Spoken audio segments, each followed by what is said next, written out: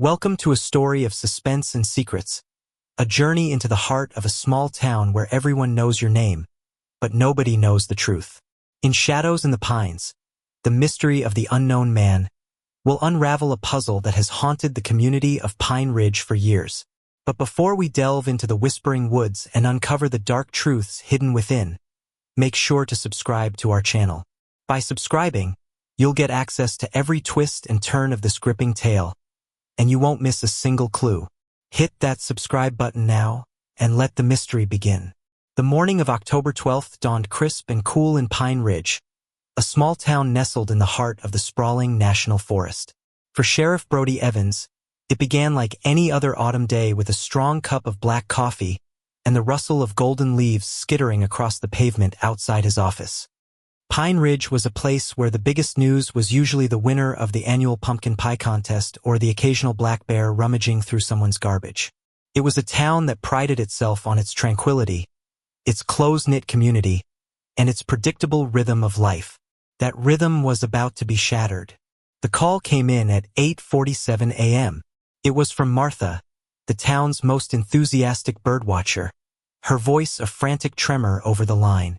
She'd been out on the Heron Creek Trail, hoping to catch a glimpse of a rare northern flicker, when she'd stumbled upon something far more unsettling.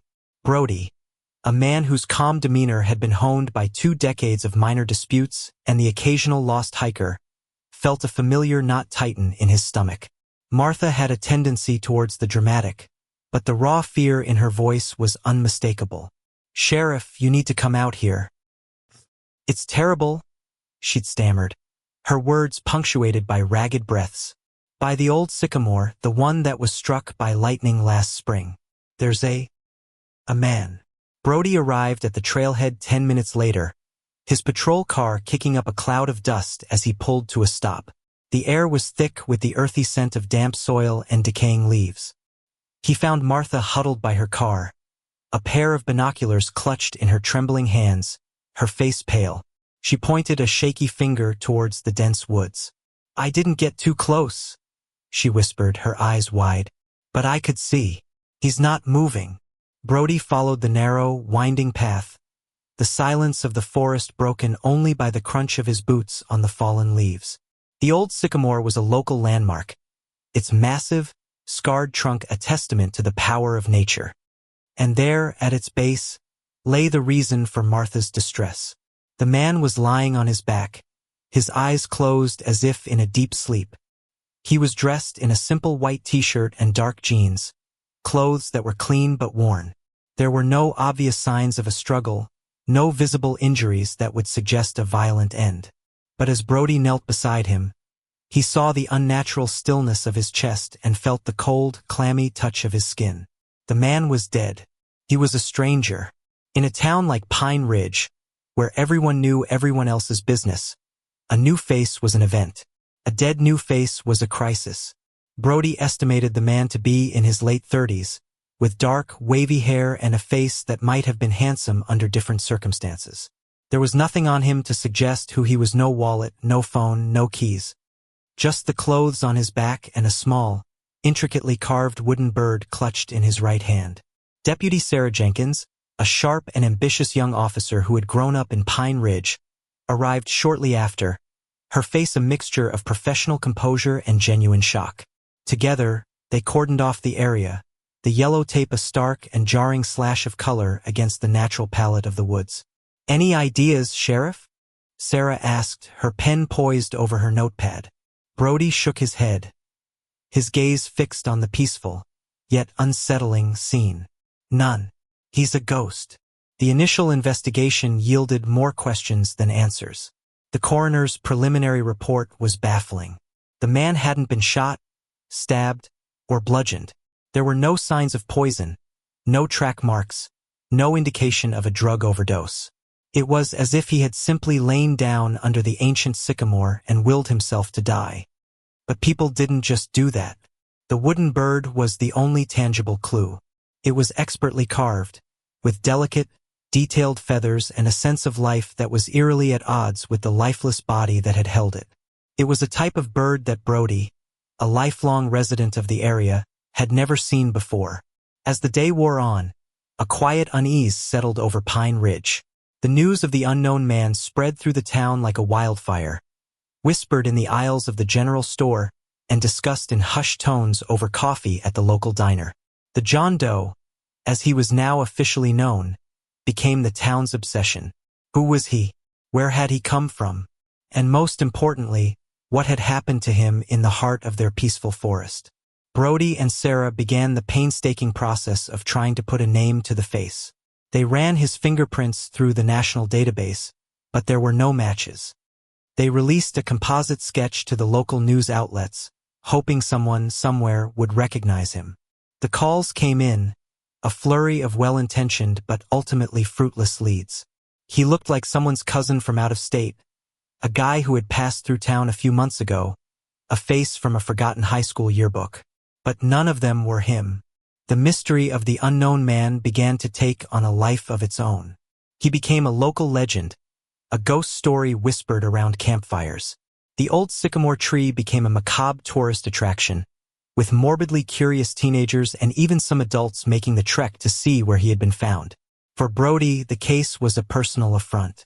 He had always taken pride in the safety and security of Pine Ridge. The idea that a man could die under such mysterious circumstances in his jurisdiction, that a life could be extinguished without a single clue as to who that life belonged to, was a weight on his conscience. Days turned into weeks, and the investigation stalled. The unknown man remained just that, unknown. He was a shadow that had fallen over their town, a silent testament to a story that had no beginning and no end. As the autumn chill began to give way to the first hints of winter, a new piece of the puzzle emerged, one that was as unexpected as it was unsettling. A local historian, a reclusive old woman named Eleanor Vance who lived in a rambling, book-filled house on the outskirts of town, contacted the sheriff's office. She had seen the composite sketch in the newspaper and believed she might have some information. Brody and Sarah drove out to her house, a place that was more a library than a home. Eleanor, with her sharp, intelligent eyes and a mind that was a repository of the town's history, was a formidable presence.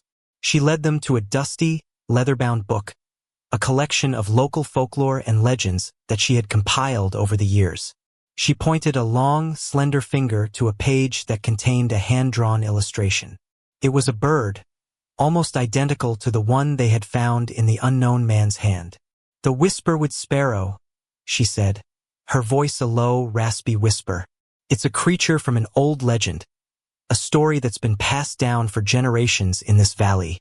According to the legend, the Whisperwood Sparrow was a harbinger of a great secret, a messenger from the past. It was said to appear only to those who were connected to a long-forgotten tragedy that had taken place in the woods centuries ago." Brody, a man of facts and evidence, was skeptical. But he couldn't deny the striking resemblance between the drawing and the carved bird. And as Eleanor continued to speak, a chill that had nothing to do with the encroaching winter ran down his spine. "The legend says that the sparrow appears when a life has been unjustly taken," she said, her eyes meeting his. "And that the one who holds the sparrow holds the key to uncovering the truth." The mystery of the unknown man had just taken a turn into the realm of the unbelievable. As Brody and Sarah left Eleanor's house, the setting sun casting long, ominous shadows through the pines, they knew that they were no longer just investigating a death.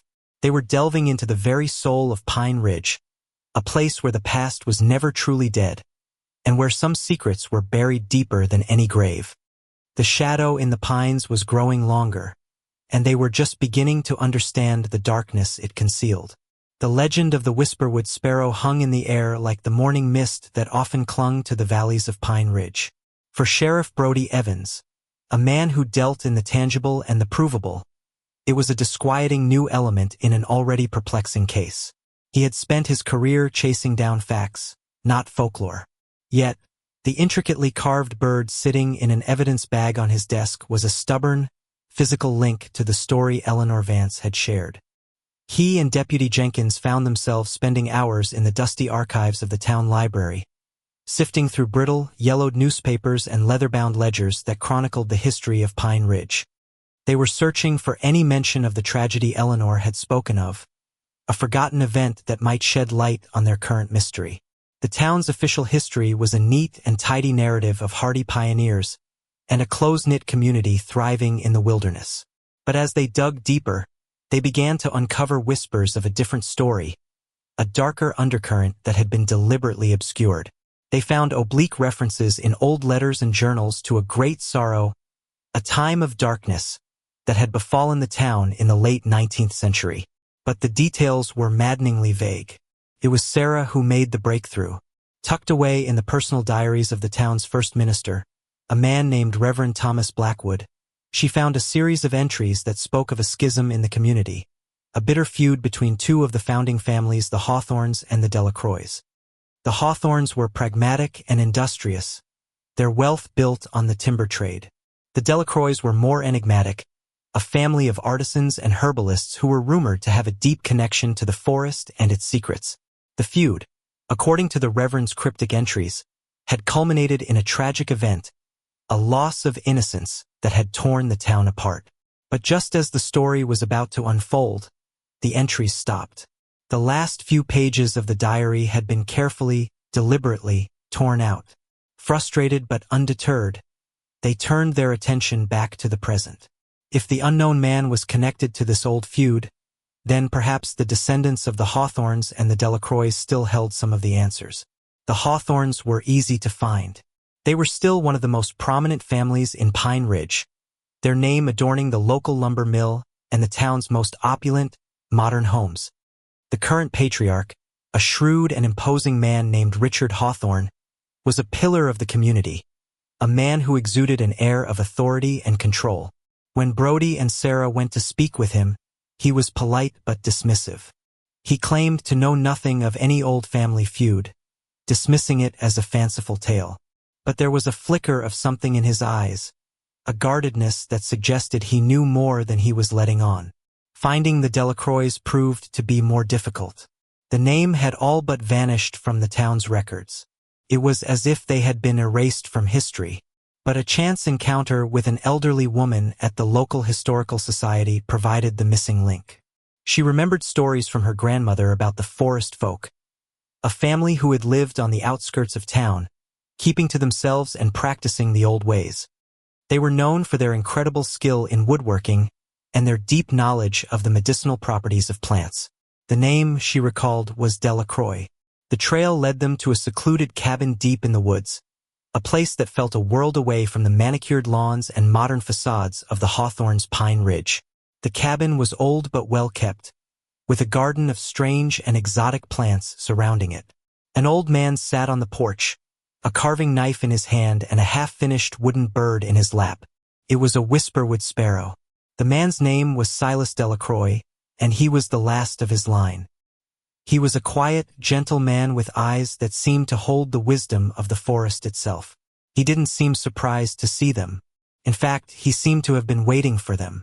Silas told them the story that had been passed down through his family for generations, a story that had been deliberately suppressed by the Hawthorns. He told them of a time when the Hawthorns and the Delacroix had been close friends, united by their love for the land. But that friendship had been shattered by greed. The Hawthorns, he explained, had discovered a rare and valuable type of wood in the heart of the forest, a wood that the Delacroix considered sacred. When the Delacroix refused to reveal its location, the Hawthorns had resorted to violence. According to Silas, his ancestor, a young woman named Elara Delacroix, had been in love with one of the Hawthorn sons. She had been torn between her loyalty to her family and her love for the young man. In the end, she had refused to betray her family's trust. As a result, she had been branded a witch by the increasingly powerful and desperate Hawthorns, and had been driven out of the town, disappearing into the forest, never to be seen again. The official story, the one that had been written into the town's history, was that she had simply run away. The whisperwood sparrow, Silas explained, was a symbol of his family's enduring connection to the forest and to the memory of Elara. It was a promise that the truth, no matter how long it was buried, would one day be revealed. The pieces of the puzzle were beginning to fall into place. The unknown man, with the carved sparrow in his hand, was clearly connected to this old story. But how? Was he a descendant of Alara Delacroix, come to reclaim his family's legacy? Or was there something even more sinister at play? As Brody and Sarah drove back to town, the weight of the past seemed to press in on them. They were no longer just investigating a single death. They were unearthing a history of greed, betrayal, and injustice that had been festering at the heart of their community for over a century.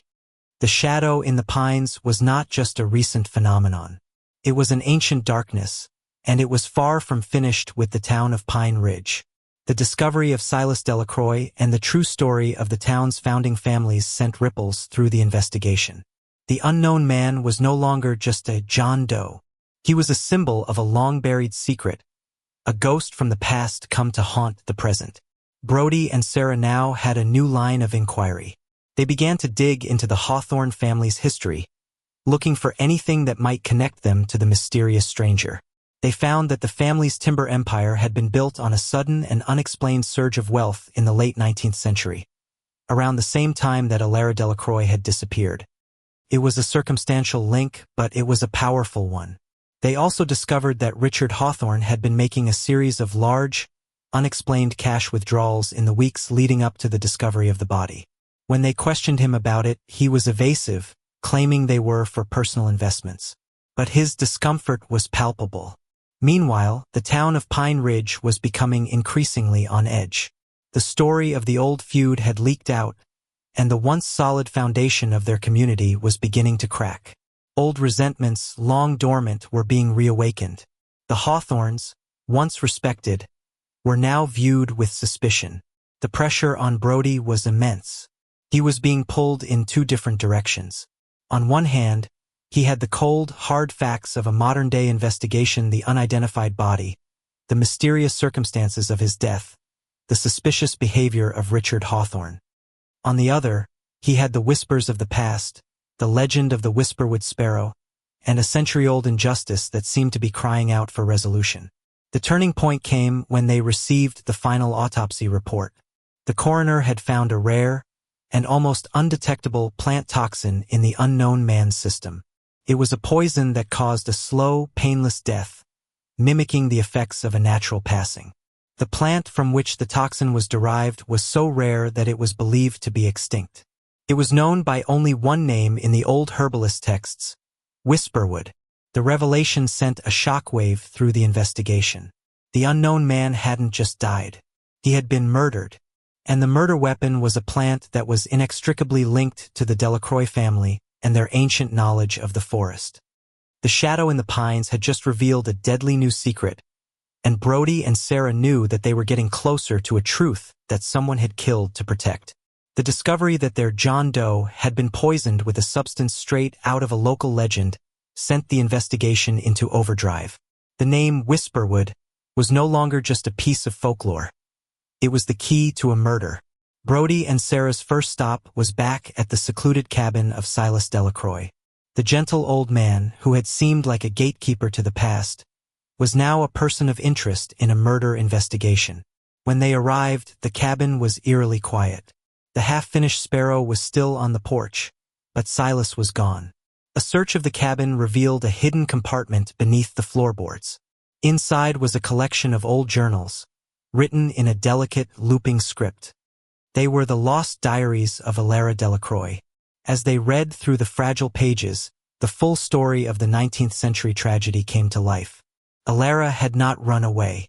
She had been forced into hiding by the Hawthornes, who were desperate to find the sacred grove of Whisperwood trees, a species whose wood possessed a unique and beautiful grain that was worth a fortune.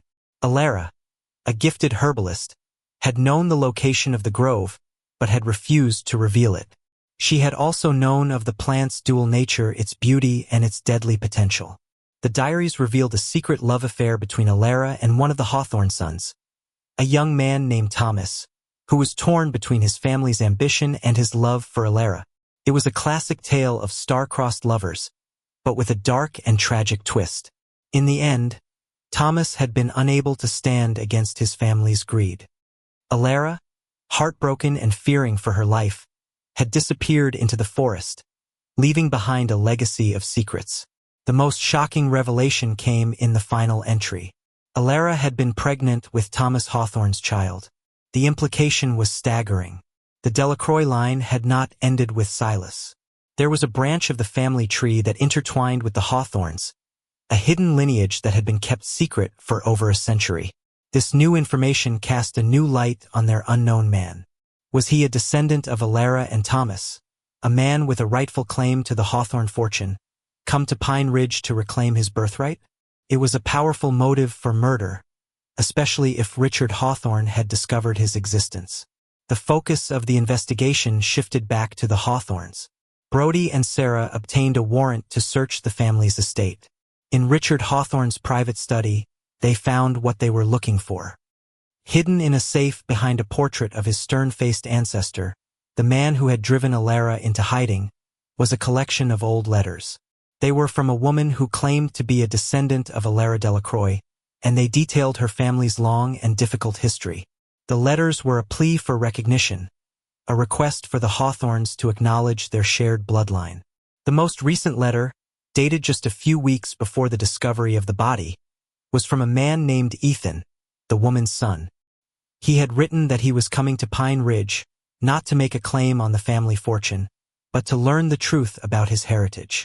He wanted to see the place where his ancestors had lived and loved, to understand the story that had shaped his family for generations. He was their John Doe. The pieces were now in place. Ethan, the unknown man, had come to Pine Ridge seeking answers. He had likely approached Richard Hawthorne, who, fearing a scandal and a potential threat to his family's wealth and reputation, had decided to silence him. The use of the Whisperwood poison was a cruel and ironic twist, a way of using the Delacroix's own legacy against them. But there was still a missing piece.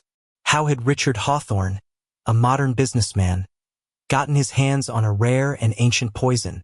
The answer, they suspected, lay with the only other person who knew the secrets of the forest, Silas Delacroix. They put out an alert for the old man, but he had vanished. It was as if the forest had swallowed him up. Had he been an accomplice in Ethan's murder, a man who had betrayed his own family's legacy for a share of the Hawthornes' wealth? Or was he another victim, silenced by Richard Hawthorne to ensure his secrets remained buried?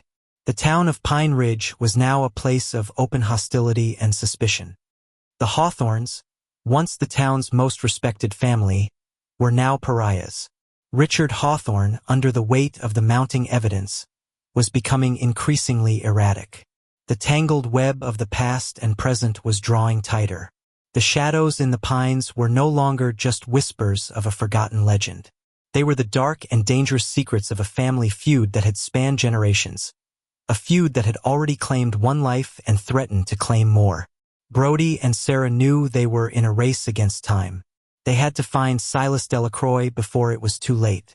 The fate of the old man, and the final, explosive truth of the mystery of the unknown man, depended on it. The search for Silas Delacroix became a desperate hunt. Brody and Sarah, with the help of a team of forest rangers, scoured the vast, dense woods that surrounded Pine Ridge. They followed every trail, checked every abandoned cabin, but the old man was a ghost. It was as if he had been absorbed back into the very nature he knew so well. As the search intensified, the pressure on Richard Hawthorne reached a breaking point. His carefully constructed world was crumbling around him. His business partners were pulling out, his friends were deserting him, and his family was in turmoil. His son, a young man named Michael who had always seemed to be living in his father's shadow, was particularly affected. He was withdrawn and anxious, his eyes filled with a mixture of fear and resentment. Brody had a gut feeling that Michael knew more than he was letting on. He brought the young man in for questioning, not as a suspect, but as a potential witness. At first, Michael was defiant, parroting his father's denials. But as Brody gently but firmly pressed him, showing him the letters from Ethan, a man who would have been his distant cousin, the young man's composure began to crack. Tears welled up in Michael's eyes, and the story came tumbling out. He had known about Ethan.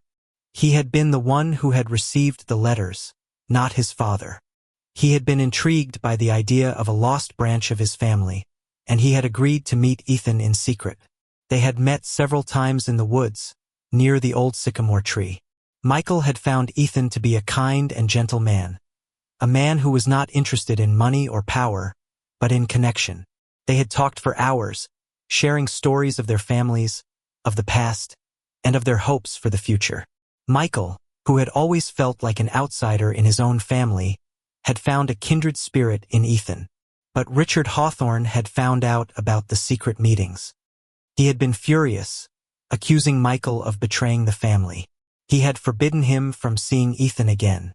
He had seen Ethan not as a long-lost relative, but as a threat, a loose end that needed to be tied up. Michael, in a moment of weakness and fear, had told his father about Ethan's fascination with the old family legends, particularly the story of the Whisperwood plant. It was a fatal mistake. A few days later, Ethan was dead. Michael swore that he didn't know his father was going to kill him. He had thought he would just scare him away. But the guilt had been eating him alive. The confession was a major breakthrough, but it still didn't explain where the poison had come from. That question was answered by an unexpected discovery. During a final, meticulous search of Silas Delacroix's cabin, Sarah found a small, hidden cellar. Inside was a collection of dried herbs and plants, a veritable apothecary of ancient remedies. And in a locked wooden box, they found a small, carefully preserved specimen of the Whisperwood plant. But there was something else in the cellar, something that changed everything. Lying on a small cot in the corner, weak but alive, was Silas Delacroix. He had not been a party to the murder. He had been its first victim. Richard Hawthorne had come to him, demanding the poison. When Silas had refused, Hawthorne had attacked him, leaving him for dead and taking the plant. Silas had been too weak to go for help, and had been slowly recovering in the secret cellar, living off the small supply of food and water he kept there. The web was no longer tangled. It was a straight line pointing directly at Richard Hawthorne. With the testimony of his own son and of Silas Delacroix, the case was airtight. Brody and Sarah went to the Hawthorne estate to make the arrest. But Richard Hawthorne was a man who would not be taken easily. He was a cornered animal, and he was dangerous. The final confrontation would not be in a sterile interrogation room, but in the heart of the very forest that had been the silent witness to his family's long and bloody history. The shadows in the pines were about to claim their final victim.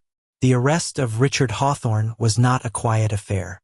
When Brody and Sarah's patrol cars, sirens silent, rolled up the long, winding driveway of the Hawthorne estate, they found the place in a state of controlled chaos.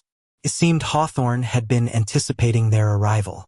He had barricaded himself inside the sprawling mansion, refusing to communicate with the outside world. What followed was a tense, drawn-out standoff that held the entire town of Pine Ridge in its grip. The local news crews had descended on the scene, their cameras trained on the house, their helicopters buzzing overhead. The story of the shadows in the pines had become a national sensation. Inside the mansion, Richard Hawthorne was a man unraveling. He was alone, his family having fled, his power and influence stripped away. All he had left was his pride and a deep, simmering rage. He saw himself not as a murderer, but as a protector of his family's legacy, a man who had done what was necessary to preserve the world his ancestors had built. Brody, wanting to avoid a violent end to the standoff, tried to establish a line of communication. He spoke to Hawthorne through a bullhorn, his voice calm and steady, urging him to surrender peacefully. But his words were met with silence. As the hours dragged on, a new and alarming piece of information came to light.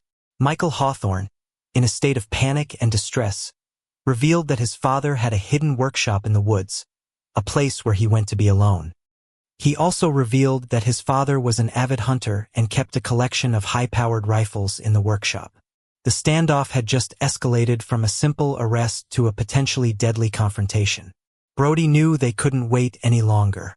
They had to go in. But a direct assault on the mansion would be too risky. He needed a different approach, one that would take Hawthorne by surprise. He remembered something Silas Delacroix had told him, a story about a network of old, forgotten tunnels that ran beneath the Hawthorne estate, tunnels that had been used by the Delacroix family centuries ago to move through the forest unseen. With Silas's guidance, Brody and a small, Hand-picked team found the entrance to the tunnels, hidden beneath a cluster of rocks on the edge of the forest. The air inside was cool and damp, the darkness absolute. They moved through the narrow, winding passages, their flashlights cutting through the blackness, the only sound the dripping of water and the beating of their own hearts. The tunnels led them to a hidden entrance in the wine cellar of the mansion. They were inside. Moving with practiced silence, they made their way through the opulent, empty rooms, the silence a stark contrast to the chaos outside. They found Hawthorne in his study, the same room where they had found Ethan's letters. He was not armed, but he was not defeated either. He stood by the window, watching the circus of police cars and news vans, a look of bitter contempt on his face. The arrest was anticlimactic. Hawthorne didn't resist. He simply held out his hands, a strange, enigmatic smile on his face. It was as if he had known all along that it would end this way. But the mystery was not quite over. As they were leading Hawthorne out of the house, Sarah noticed something that had been overlooked in their previous search. It was a small, almost invisible, seam in the back wall of the safe where the letters had been found. It was a hidden compartment. Inside was a single leather-bound book. It was not a diary, but a ledger, and it contained the true and most damning secret of the Hawthorne family. The ledger detailed a systematic and ruthless campaign by Richard Hawthorne's ancestors to not only drive the Delacroix family out of Pine Ridge, but to systematically steal their knowledge. They had plagiarized their woodworking designs, patented their herbal remedies, and built their empire on a foundation of theft and deceit. The sacred grove of Whisperwood trees had not just been a source of valuable timber. It had been the heart of the Delacroix's culture and livelihood. The Hawthornes had not just taken their land, they had stolen their soul. The final entry in the ledger was the most chilling. It was a confession, written by Richard Hawthorne's great-grandfather, to the murder of Alara Delacroix. She had not disappeared into the forest. She had been hunted down and killed, her body buried in an unmarked grave in the heart of the woods. The motive for Ethan's murder was now crystal clear. It wasn't just about protecting the family's wealth and reputation. It was about protecting a secret that was far more sinister. A secret that, if revealed, would not just tarnish the Hawthorne name, but utterly destroy it. The arrest of Richard Hawthorne was not just the end of a murder investigation. It was the unearthing of a century of lies. The shadows in the pines were not just a metaphor. They were the very real and very dark secrets that had been hidden in the heart of the forest. But as the sun began to set on the longest day in Pine Ridge's history, a sense of unease still lingered in the air. The truth had been revealed, but the wounds of the past were deep. The story of the Hawthornes and the Delacroix was not just a story of a single murder, but of a community that had been built on a foundation of injustice. And as Brody looked out at the darkening forest, he knew that the final chapter of this story had yet to be written. The heart of the forest still held one more secret, and it was a secret that would change the town of Pine Ridge forever. The conviction of Richard Hawthorne brought a sense of closure to the town of Pine Ridge, but it was a closure that was tinged with sadness and regret. The story of the Hawthornes and the Delacroix had become a cautionary tale, a reminder of the darkness that could lurk beneath even the most placid of surfaces. The Hawthorne name, once a symbol of power and prosperity, was now a byword for greed and deceit. In the aftermath of the trial, a fragile peace settled over the town. But it was a peace that was haunted by the ghosts of the past. The body of Ethan, the unknown man who had been the catalyst for so much turmoil, was finally given a name and a proper burial. He was laid to rest in the town cemetery, under the shade of a towering pine tree. His grave became a place of pilgrimage for the townspeople, a place to reflect on the events that had transpired. Silas Delacroix, the last of his line, became a reluctant and reclusive celebrity. He was hailed as a hero, a man who had kept the truth alive for generations. But he wanted no part of the accolades. He retreated back to his cabin in the woods, content to live out his days in the quiet solitude of the forest. Michael Hawthorne, the young man who had been caught between his loyalty to his family and his conscience, left Pine Ridge. He could no longer bear to live in the shadow of his family's crimes.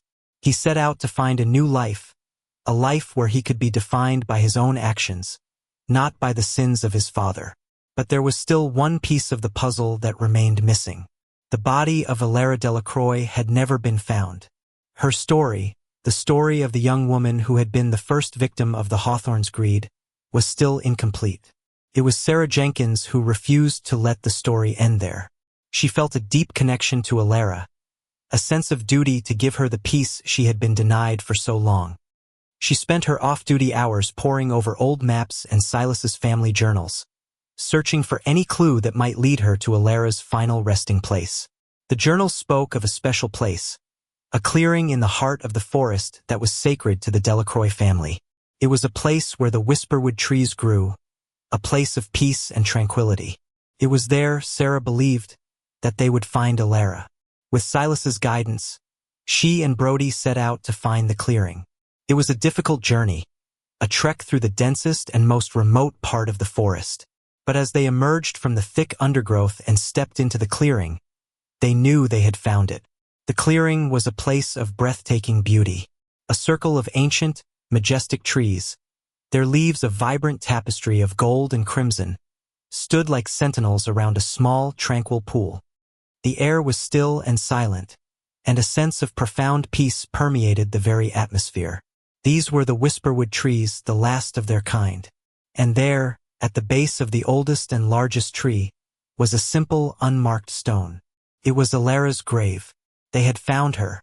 After more than a century, the woman who had been at the heart of the mystery was finally given a voice. The discovery of the clearing and Alara's grave marked a turning point for Pine Ridge. It was a chance for the town to confront its past, to acknowledge the injustice that had been done, and to begin the process of healing. The clearing was declared a protected historical site, a memorial to the Delacroix family and to the truth that had been buried for so long. It became a place of reflection and remembrance, a place where the people of Pine Ridge could come to connect with their history, with the good and the bad. The story of Shadows in the Pines became a part of the town's identity. It was a story of a mystery solved, of a crime brought to light, but it was also a story of a community that had been forced to look at itself in a new and sometimes uncomfortable light. For Sheriff Brody Evans, the case was a defining moment in his career. It had challenged him in ways he had never expected, forcing him to look beyond the hard evidence and to consider the power of the past, the pull of legend, and the enduring strength of the human spirit.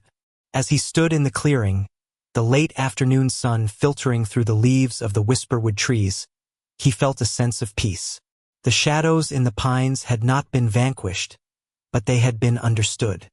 The mystery of the unknown man had been solved, but the story of Pine Ridge, a town that was now forever changed, was just beginning. The echoes of the past would always be there, but they were no longer a source of fear and suspicion. They were a reminder of the importance of truth, of justice, and of the enduring power of a story to heal even the deepest of wounds. The forest had given up its secrets, and in doing so, it had given the town of Pine Ridge a chance to find its way back to the light.